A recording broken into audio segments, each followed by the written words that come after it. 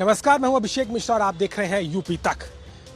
उत्तर प्रदेश के राज्यसभा चुनाव की 10 सीटों की अधिसूचना चुनाव आयोग के द्वारा जारी कर दी गई है। इस अधिसूचना के साथ ही अब प्रदेश की सियासत में दाव और पेच का खेल भी शुरू हो रहा है। 10 सीटों में दारोमदार रहेगा और इन सीटों पर बीजेपी और समाजवादी पार्टी की सीधी निगाह है। 325 विधायकों के साथ में इससे पहले बीजेपी के कुल 9 सांसद उत्तर प्रदेश से गए थे, लेकिन इस बार स्थिति थोड़ी अलग है और बीजेपी की संख्या 2 के नुकसान के साथ 7 और समाजवादी पार्टी के लिए 3 सांसदों की फिलहाल देखी जा रही है। दरअसल इन चुनाव को लेकर के बीजेपी में कई बड़े नाम भी चल रहे हैं और इन चुनाव में खासतौर पर समाजवादी पार्टी अपने बढ़े हुए बहुमत के साथ, जिसकी सहयोगी के साथ में 119 विधायकों की संख्या हो जाती है, वो कम से कम 3 सांसदों को राज्यसभा पहुंचाने में कामयाब होती नजर आ रही है। यूपी का ये राज्यसभा का चुनाव लोकसभा के पहले कहीं ना कहीं संगठन और एक तरीके से चुनाव में मजबूती लेने के लिए कहीं ना कहीं दोनों पार्टियों के लिए जरूरत नजर आता है, लेकिन बीजेपी के लिहाज से 2 सीटों का नुकसान और समाजवादी पार्टी को 2 सीटों का फायदा होता फिलहाल के तौर पर नजर आ रहा है।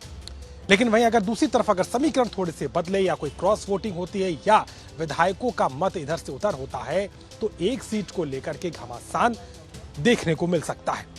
दरअसल अगर संख्या के हिसाब से देखा जाए तो समाजवादी पार्टी के मौजूदा विधायकों की संख्या के अनुपात में 38 का अगर आंकड़ा जोड़ा जाए तो 3 विधायक फिलहाल नजर आते हैं, सांसद नजर आते हैं।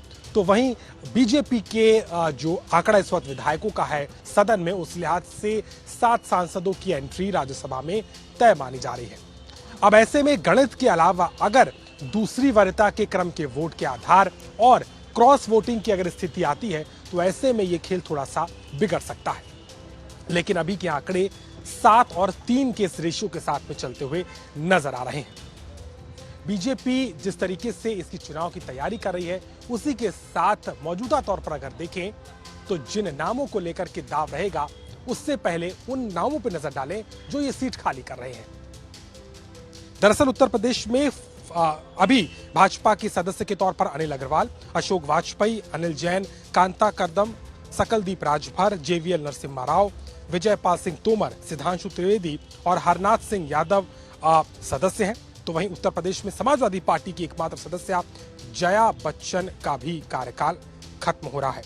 ऐसे में 10 सीटों का दारोमदार है और इन 10 सीटों को लेकर के कई नाम चर्चा में चल रहे हैं। हालांकि अभी आधिकारिक तौर पर किसी नाम की पुष्टि नहीं है, लेकिन माना जा रहा है कि इस मौजूदा सांसदों की लिस्ट में से 2 से 3 नामों को दोबारा रिपीट किया जा सकता है। संगठन के भी 3 से 4 नाम इस फहरिस्त में दिखाई देंगे और इसके अलावा नेशनल एग्जीक्यूटिव कमेटी में जो सदस्य इस वक्त मौजूद है उनमें से भी 3 से 4 नाम बीजेपी की इस फहरिस्त में दिखाई देंगे।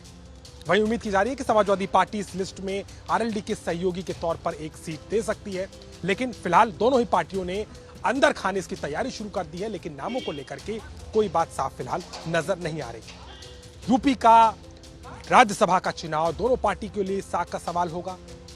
खासतौर पर लोकसभा चुनाव से पहले एक पॉलिटिकल मैसेजिंग और राज्यसभा में गिनती बढ़ने का एक सीधा का सीधा असर और सीधा का सीधा इंपैक्ट लोकसभा चुनाव में भी देखा जाएगा।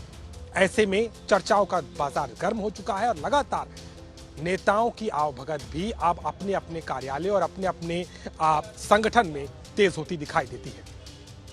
राज्यसभा का चुनाव पर जो मतदान है वो 27 फरवरी को होना है और इसको लेकर की जो अधिसूचना जारी हुई है उस मुताबिक अब कुछ ही दिनों में प्रत्याशियों के नाम भी सामने आने लगेंगे, जिसके आधार पर यह तय होगा कि आखिर राज्यसभा में कितनी एंट्री इस बार उत्तर प्रदेश से होगी। लेकिन फिलहाल 7 और 3 का ये जो आंकड़ा है, जो अनुपात है, वो उत्तर प्रदेश में तय माना जा रहा है और उसको लेकर के नेताओं की उठापटक भी शुरू होती नजर आती है।